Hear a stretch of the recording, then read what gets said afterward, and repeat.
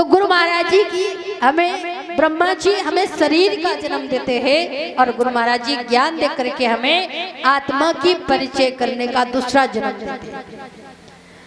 और गुरु महाराज जी को ब्रह्मा कहा है और गुरु महाराज जी भजन साधना सत्संग सेवा करके हम आत्मा की खुराक पहुंचाने के लिए शिक्षा देते हैं। तब हमें भगवान को गुरु महाराज जी को विष्णु का दर्जा दिया जाता है।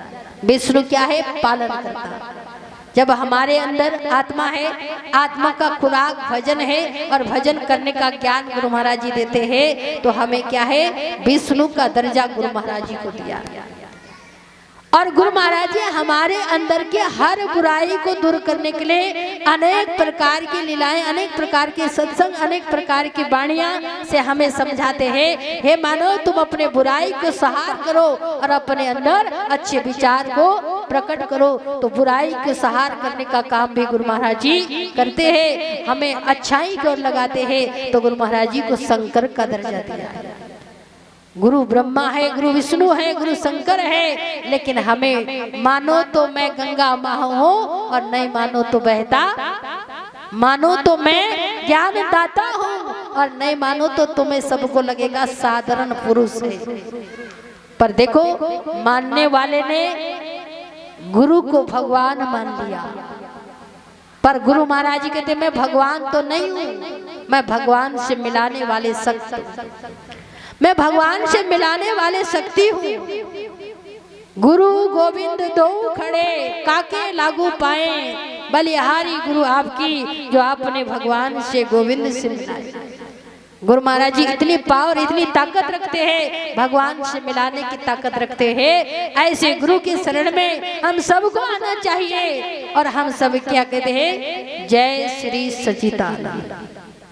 मैंने एक अज्ञानी व्यक्ति को जय श्री सच्चिदानंद करते हुए सुना, तो मैंने उनसे पूछा, आपने जय श्री सच्चिदानंद तो किया, पर क्या सच्चिदानंद को जानते?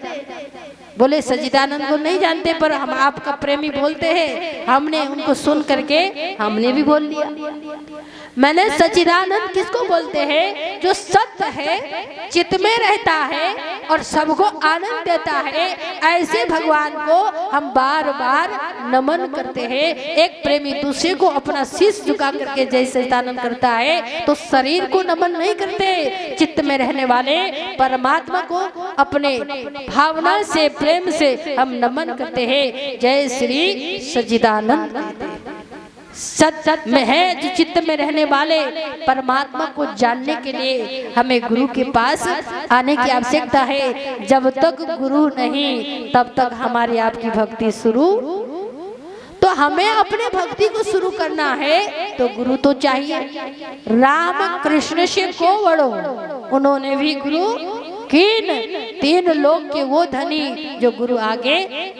राम कृष्ण से न आप बड़े हैं न हम बड़े हैं, वो तो अच्छी शक्ति थे। और आज ऐसे महापुरुष को भी गुरु की आवश्यकता पड़ी, गुरु के दरबार में जाके सेवा करने की आवश्यकता पड़ी और उस दीक्षा को लेने के लिए, उस शिक्षा को लेने के लिए। और हमें भी आवश्यकता है, पर आज हम गुरु के पास जाना नहीं चाहते। समाज में नाना प्रकार के ऐसे भेष वेशांतर वाले बहुत गुरु हैं, पर हमारे संत कहते हैं पहले आपको अच्छी वाणी को सुन करके, जान करके, परख करके गुरु को जीवन में अपनाना चाहिए।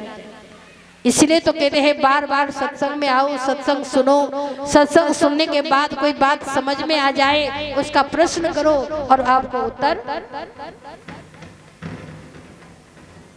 ये क्या हो रहा है?